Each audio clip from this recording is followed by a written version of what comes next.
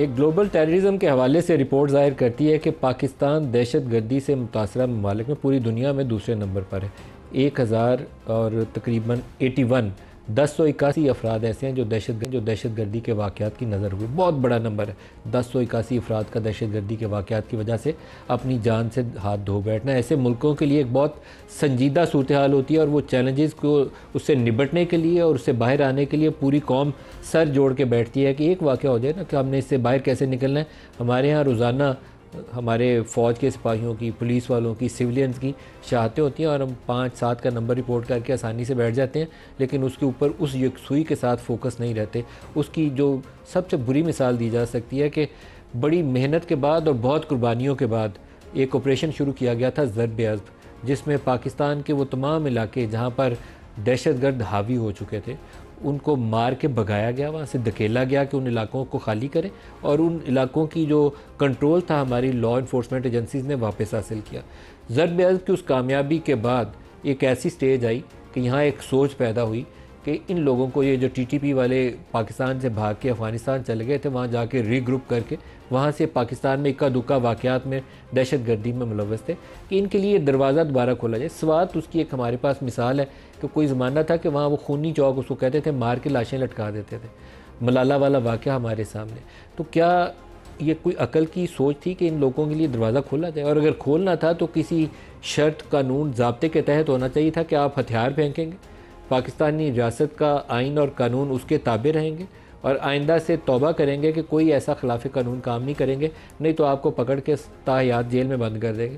ہم نے صرف ان کو دروازہ کھول کے واپس آنے دیا، وہ اسلحہ لے کر دندناتے ہوئے پاکستانی علاقوں میں آئے، اور پھر پاکستانی فوج کے اوپر، پولیس کے اوپر اور سویلینز کے اوپر دوبارہ اٹیک شروع کر دیا، جس کا بھی ون آف ریسنٹ ایگزامپلز از یہ بنو والا اٹیک جو ہے۔ اور یہ ایک اٹیک نہیں ہے، اس طرح کے روزانہ واقعات ہو رہے ہیں۔ ڈی آئی خان، بنو، لکی مروت، یہ آلموسٹ نو گو ایریا ہو چکے ہیں۔ 100 گاڑیوں کے کانوائز میں ہماری وہاں کی جو کے پی گورنمنٹ ہے، ان کے منسٹرز اور وزیر اعلیٰ اپنے علاقوں جا سکتے ہیں، ویسے اپنے علاقوں نہیں جا سکتے۔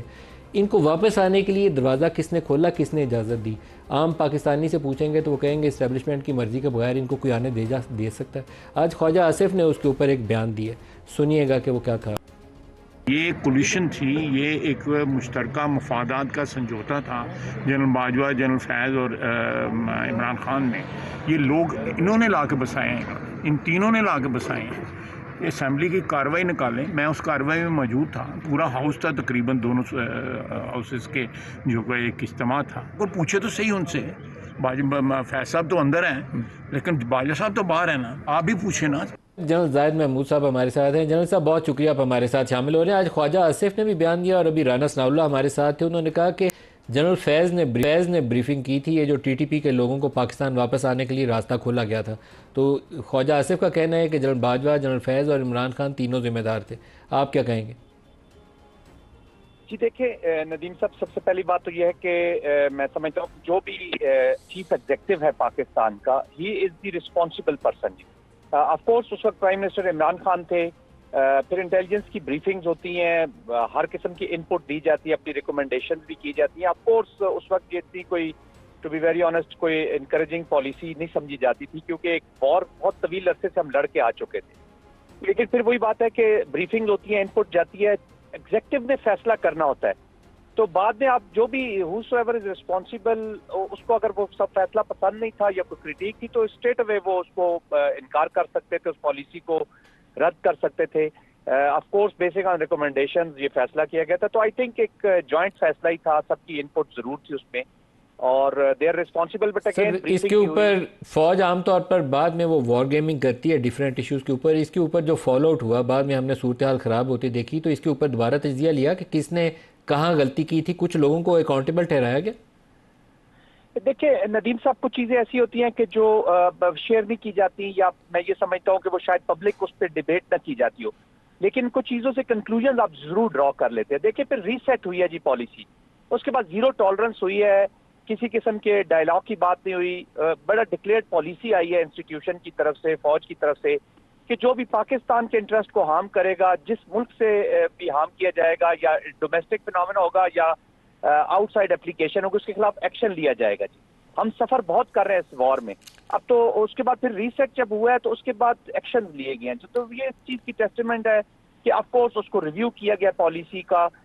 ڈیسیژن وار میں غلط بھی ہو جاتے ہیں, صحیح بھی ہو جاتے ہیں, لیکن وہ اس کا مطلب ہے کہ اس ڈیسیژن سے اتنی ہیپی نہیں تھا انسٹیٹیوشن ایز اے ہول. ادارے نے اس کا احساس کیا بعد میں کہ درست نہیں تھا, اس لیے اس کی درستگی کی گئی. جنرل ظاہر محمود صاحب بہت شکریہ, آپ نے ہمیں جوائن کیا. سلمان نقوی سیکریٹری جنرل پاکستان تحریک انصاف کے ہمارے ساتھ شامل ہو رہے ہیں. بہت شکریہ آپ کا راجہ صاحب. راجہ صاحب, کل ایک وہ جو بشرا بی بی والی ڈیولپمنٹ ہے جہاں انہوں نے ایک باقاعدہ نو کانفیڈنس شو کیا اپنے وکلا کی ٹیم کے اوپر, اس کے تھوڑا سا بیک گراؤنڈ جاننا چاہوں گا کہ آپ سارے لوگ عمران خان یا بشرا بی بی کے لیے کام کرتے ہیں, تو ایک دم سے نو کانفیڈنس کیوں ہوا کہ مجھے پروفیشنل وکیل چاہیے؟ نہیں, اس طرح نہیں ہوا. جو معاملات ہیں نا ان کے جیل کے حوالے سے, دیکھیں دو طرح کے معاملات ہیں. ایک تو مقدمے ہیں جو ہم لڑ رہے ہیں, جو ان کے اوپر توشہ خانہ کا ہو, القادر کا ہو, دیگر کوئی ہوں, وہ تو مقدمات ہیں. دوسرے وہ معاملات ہیں جو جیل کے اندر جو معاملات ہیں اس حوالے سے ہیں کہ جیل میں ان کا بچوں سے فون کرایا جاتا ہے یا نہیں کرایا جاتا, جو ان کے دوست آتے ہیں, جمعرات کے دن عدالت نے کہا ہوا ہے کہ ان کی ملاقات کرانی ہے, سیاسی رفقا بھی اس میں شامل ہیں, وہ ملاقاتیں 4-5 مہینوں سے نہیں ہو رہی. تو یہ اس طرح کے جو معاملات ہیں ان کے حوالے سے اب تک ایک وکیل صاحب معاملات کو دیکھ رہے تھے, تو صرف ان کے حوالے سے کون سے وکیل صاحب تبدیلی کی گئی ہے اور کوئی تبدیلی نہیں کی گئی. فیصل چودھری صاحب. کون سے وکیل صاحب؟ ایک تبدیلی صرف ہوئی ہے کہ جی فیصل چودھری صاحب. تو عدم اعتماد صرف فیصل چودھری کے لیے, آپ لوگوں کے لیے عدم اعتماد نہیں تھا, صرف فیصل چودھری کے لیے کہا گیا ہے کہ اس کے اوپر عدم اعتماد ہے. عدم اعتماد کہہ لیں یا تبدیلی کی گئی. جو یہ کہا گیا کہ چودھری ظہیر عباس ہیں, ہمارے ایک وکیل صاحب ہیں, پہلے وہ ٹرائل میں بھی رہے ہیں, کہ جو جیل کے معاملات ہیں, جیل میں سہولیات کے معاملات ہیں, ان کو وہ دیکھیں گے. صرف یہ تبدیلی ہوئی ہے اور کوئی تبدیلی نہیں ہوئی. سلمان صفدر صاحب نے, لیکن راجہ صاحب جو الفاظ کا چناؤ تھا جو ہمیں رپورٹ کیا گیا, اور اس کی آئی تھنک بات بھی کی اس کے اوپر آپ لوگوں نے میڈیا والوں سے بھی, کہ اس میں کوٹ کیا گیا کہ مجھے ایک پروفیشنل وکیل چاہیے, ان لوگوں پہ مجھے اعتماد نہیں ہے. جی وہ اسی حوالے سے بڑا تھا نا. انٹرسٹنگ تھا. نہیں صرف نہیں تو آپ کا خیال ہے سلمان صفدر میں پروفیشنل وکیل نہیں ہے, صرف جیل کے معاملات کے حوالے سے فیصل چودھری صاحب سے مکالمہ ہوا. جی, اور دوسرا حصہ یہ تھا کہ آپ لوگوں سے کہا گیا کہ آپ پروٹیسٹ کریں, جیل کے باہر آ کے, اڈیالہ کے باہر آئے اور وہاں آ کے احتجاج کریں. نہیں یہ غلط. دیکھیں, یہ کہا گیا آپ کو؟ نہیں دیکھیں, یہ تو فیصل نہیں, ایسے نہیں تھا. دیکھیں یہ فیصل چودھری نے ٹویٹ کی جو کہ میں سمجھتا ہوں مناسب نہیں تھی, ان کو نہیں کرنا چاہیے تھا, کیونکہ اس گفتگو کے بعد ان کو تو بھیج دیا گیا تھا کمرے سے. بعد میں گفتگو جاری رہی میرے ساتھ بشرا بی بی کی, عمران خان صاحب کی. وہ کیا تھی وہ تو ظاہر ہے میں نہیں کہہ سکتا. تو یہ لوگ جو تھے ان کو پھر جانے کو کہہ دیا گیا تھا اور میرے ساتھ گفتگو جاری رہی تھی. تو وہ گفتگو کیا تھی, اس میں کیا ہم نے سوچا وہ سامنے آ جائے گا. لیکن جو ٹویٹ آتے ہی باہر کر دی فیصل چودھری نے, وہ درست نہیں تھی, نہیں کرنی چاہیے تھی. یہ اس طرح نہیں ہے پوری صورتحال. تو ایک ہی صرف معاملے کیا آپ کو جیل کے بعد, اڈیالہ جیل کے بعد احتجاج کا کہا گیا یا نہیں کہا گیا سر, ہاں یا نہ؟ نہیں ایسی بات نہیں, میں اس پہ کوئی جواب نہیں دوں گا. یہ دیکھیں یہ بات اس طرح نہیں ہے, کچھ لوگ اشتعال انگیزی کرتے ہیں خام خواہ میں. ایک لایا عمل ہوگا. جیل کے باہر ہوتا رہا ہے ہمارا احتجاج, پہلے بھی جب لوگوں کو اندر نہیں جانے دیا جاتا وہ احتجاج کرتے ہیں, خواتین بھی احتجاج کرتی رہی ہیں. تو یہ تو ایک معمول کی بات ہے, کوئی غیر معمولی بات اس میں نہیں ہے. تو اس لیے جو تاثر دیا گیا کہ جیسے کوئی بہت بڑا حملہ کرنا ہے اڈیالہ پہ یا باہر آ کے کیمپ لگانا ہے جو ہفتوں مہینوں چلے گا, وہ اس طرح کی بات نہیں ہے. کچھ ہے لایا عمل لیکن وہ سامنے آ جائے گا.